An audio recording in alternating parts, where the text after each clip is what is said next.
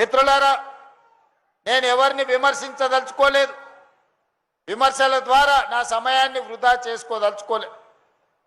10 సంవత్సరాల ఆ పరిపాలనను 2 సంవత్సరాల మా పరిపాలనను బేరీజు వేసుకోండి. ఆనాడు ఇచ్చిన ఏ సంక్షేమ పథకాన్ని రద్దు చేయలేదు. అది రైతు భరోసా కావచ్చు, ఉచిత రైతుల కరెంటు కావచ్చు, ఇలా చెప్పుకుంటూ వెళ్తే వాళ్ళు ఏమి ఇచ్చిండ్రో అవన్నీ ఇవ్వడంతో పాటు అదనంగా ఈనాడు 3,28,00,000 తెలంగాణ ప్రజలకు ప్రతి వ్యక్తికి 6 కిలోల సన్న బియ్యం ఈరోజు ఇస్తున్నామా లేదా మా అక్కల్ని చెప్పమని ఆలోచన చేయమని నేను అడుగుతున్నా. ఆయనలో దొడ్డు బియ్యం ఇస్తే బర్రెలకు దాన పెట్టుకునే పరిస్థితి, కోళ్ళకు దాన పెట్టుకునే పరిస్థితి. ఇవాళ సన్న బియ్యం ఇస్తే మన సంటి పిల్లలకు బుక్కెడు బువ్వ పెట్టే పరిస్థితి. ఇవాళ ఒక్క బియ్యం గింజ కూడా వృధా కాకుండా ఈరోజు కోట్లాది మంది సన్న బియ్యంతో అన్నం తింటున్నారా లేదా మా అక్కల్ని చెప్పమని నేను అడుగుతున్నా. ఇంటి ఆయనకు తెలియకపోవచ్చు బియ్యం ఎక్కడి నుంచి వచ్చినాయో, కానీ మా అక్కలకైతే తెలుసు కదా ఆ బియ్యము ఈ తమ్ముడు రేవంత్ రెడ్డి మీకు సన్న బియ్యం ఇచ్చిండి అన్న సంగతి. ఆనాడు ఊర్లలో వ్యవసాయానికి ఉచిత కరెంట్ ఇస్తుంటే అయ్యా మరి మాకైతే భూమి లేదు, భూమి ఉన్నోళ్ళకే రైతు భరోసా ఇస్తేవి, భూమి ఉన్నోళ్ళకే ఉచిత కరెంట్ ఇస్తేవి, భూమి ఉన్నోళ్ళకే అగ్వ సగ్వకు ఎరువులు ఇస్తే మరి పట్నంలో ఉన్న మా పరిస్థితి ఏంది అని అంటే నిజంగానే కదా పేదోళ్ళ గురించి ఆలోచన చేయాలి కదని ఈరోజు ప్రతి పేదవాడికి 200 యూనిట్లు ఉచిత కరెంటు, మీ ఇంట్లో కరెంటు బిల్లు కట్టకుండా మీ ఇళ్ళలో కరెంటు వస్తుందా లేదా, లైట్ వేసినప్పుడల్లా మా అక్కల్ని గుర్తు చేయమని అడుగుతున్నా. ఈ సంగతి ఇంటి ఆయనకు తెలియదు, ఎందుకంటే లైట్ స్విచ్ చేయడం ఉందో ఆయనకే తెలియదు.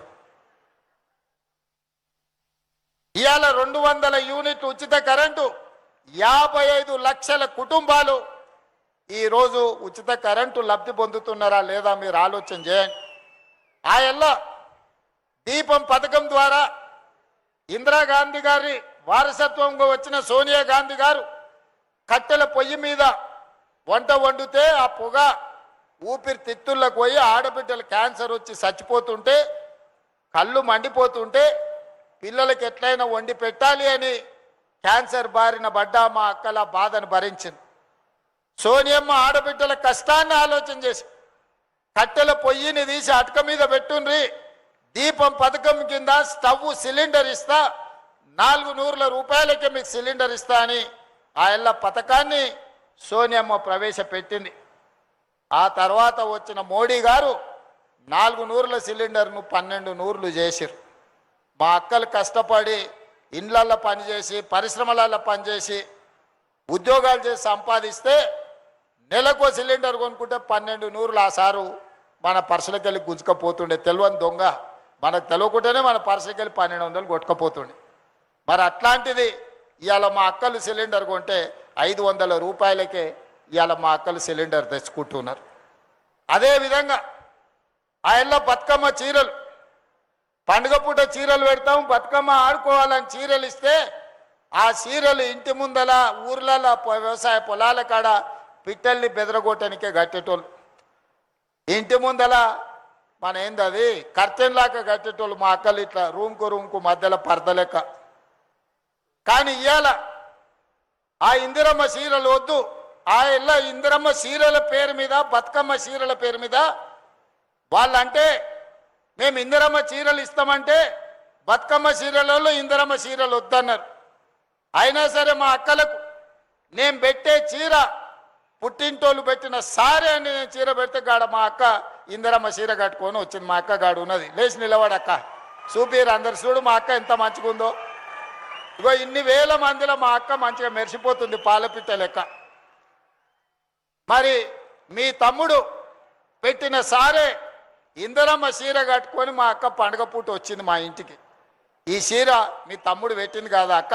1,00,000 మందికి ఇందిరమ్మ చీరలు ఈరోజు రాష్ట్రంలో 1,00,000 మంది ఆడబిడ్డలకి ఇవాళ నేను ఇందిరమ్మ చీర పెట్టిన. అదేవిధంగా కూలికి పోవాలన్నా, పనికి పోవాలన్నా, పిల్లలు చదువుకోనికి పోవాలన్నా, మీరు ఎక్కడైనా పరిశ్రమలలో కార్మికులకు పోవాలన్నా బస్సు కిరాయికే 5-6 వేల నుంచి 10,000 రూపాయలు ఖర్చు అయ్యేది. ఇక అమ్మగారింటికి పోవాలంటే ఇక అవాసకు పున్నాకు కూడా ఇంటి ఆయన పోనిచ్చేటోడు కదా, దండగమా రెవారం ఎందుకమ్మా, ఏమున్నది చూడలేదా మీ అమ్మని పుట్టినప్పటి నుంచి ఆడుకోతావు అనేటోడు. అమ్మవారిని దర్శించుకుందామంటే ఆ అవకాశమే లేదు. పెద్దమ్మ గుడికి పోవాలన్నా, లక్ష్మీనరసింహస్వామి దగ్గరకు పోవాలన్నా, యాదగిరి గుట్టకు పోవాలన్నా, లేకపోతే భద్రాచలం పోవాలన్నా, ఏడికి ఇల్లు దాటాలంటే బస్సు కిరాయిలు 100 రూపాయలు ఖర్చు అయ్యేది. మరి ఇవాళ మా అక్కల్ని అడుగుతున్నా, తెలంగాణ రాష్ట్రం నలుమూలల 7 తారీఖు నాడు నేను ముఖ్యమంత్రి అయితే 9 తారీఖు 2023 నాడు ఆడబిడ్డలకు ఆర్టీసీ బస్సుల్లో ఉచిత ప్రయాణం. మిమ్మల్ని ఎవరన్నా బస్సు కిరాయి పైసలు అడిగితే నా ఫోటో పర్సులో పెట్టుకొని మా తమ్ముడు పట్నం వాళ్ళు ఉంటారు తెచ్చుకోపోండి అని కండక్టర్కి చూపించమన్నా, మా పొన్నం ప్రభాకర్కి చూపించామని చెప్పిన. ఆయేళ్ళటి నుంచి ఇయ్యాలటి దాకా మా అక్కలు చెప్పాలి, మా అక్కలు ఎప్పుడు నిజమే చెప్తారు. ఎవరన్నా 1 రూపాయి మిమ్మల్ని బస్ కిరాయి అడిగినరా అక్క, అడిగినరా? మరి ఇవాళ మీకు 12,000 కోట్ల రూపాయలుగా పొన్నం ప్రభాకర్ సార్కు నేను కట్టినా మీ తరఫున. ఆ సారి కిరాయి పైసలు లేకపోతే కుదరదంటే నేను కడతా స్వామి, నేనేం లేకుంటే కాదు, వాళ్ళకు మా చెల్లెళ్ళకు మా అక్కలకు నేను తోడున్నా, వాళ్ళ తరఫున నగదు నేను కడతా, వాళ్ళు మాత్రం ఉచితంగా పోవాలి, వాళ్ళని అడగొద్దని చెప్పి పొన్నం ప్రభాకర్కి ఇప్పటికి 12,000 కోట్ల రూపాయలు ఇవాళ నేను మీ తరఫున ఉచిత బస్సు కట్టిన. ప్రభాకర్ గారు ఉచితంగా ఇవ్వలేదు అక్కో, ఏమన్నా ఉచితంగా ఇచ్చిండు అనుకునేరు. నగదు నేను కడుతున్నా, ఉచితంగా మీరు ప్రయాణం చేస్తున్నారు, గంతే తేడా. ఇవాళ ఉచిత బస్సు ప్రయాణం మా ఆడబిడ్డలకు ఇచ్చిందా లేదా ఒకసారి ఆలోచన చేయండి. స్వయం సహాయక సంఘాలు 0 వడ్డీ అన్నారు, గుండు సున్నా పెట్టారు, ఈపులకు సున్నం పెట్టారు. గత ప్రభుత్వం ఎనడాన్ని ఇచ్చిండా?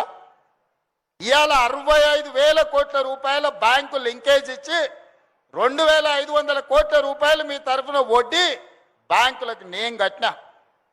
మా అక్కలు వ్యాపారం చేసుకోవాలి, రూపాయి కూడబెట్టి పెంచుకుంటే పిల్లల చదువులకో ఇంటి శుభకార్యానికో లేకపోతే ఏదో ఒక మంచి కార్యక్రమానికి పనికొస్తుందని మా అక్కల కోసం 65,000 కోట్ల రూపాయలు ఇవాళ బ్యాంకులో లింకేజ్ ఇప్పించి మా సీతక్కను కాపలాగా పెట్టి ఇవాళ మీకు పైసలు ఇప్పించిన మాట వాస్తవం కాదా? స్వయం సహాయక సంఘాలలో ఉన్న మా అక్కలు చెప్పాలి. మీరు బస్సులలో ఉచితంగా ప్రయాణం చేస్తే మా ఆటో సోదరులను రెచ్చగొట్టి మా ఆటోలు నడుస్తలేవు, ఆడబిడ్డలకు ఉచిత ప్రయాణం బంధు పెట్టురని బస్టాండ్లలో ధర్నాలు చేసిరు. మీరే చూసిరు, నేను చేసుడు కాదు. బస్సులలో పోయిన వాళ్ళ మీద ఎట్లా పడితే అట్లా మాట్లాడిరు. ఆటో డ్రైవర్లను రెచ్చగొట్టి ప్రభుత్వం మీద కుసిగొల్పి మీ ఉచిత బస్సు బంధు పెట్టాలని కొంతమంది కంకణం కట్టుకొని కడుపులో విషం పెట్టుకొని బయలుదేరింది. అయినా వెనుకపోలే, వాళ్ళకి చేసే మేలు వాళ్ళకి చేస్తాం, మా ఆడబిడ్డల దగ్గరకు వస్తే ఎవరినైనా ఊరుకునేది లేదని చెప్పి బస్సులలో ఉచిత ప్రయాణమే కాదు, ఇవాళ ఆడబిడ్డలకు సంఘాల పేరు మీద 1000 బస్సులు కొనిచ్చినాం.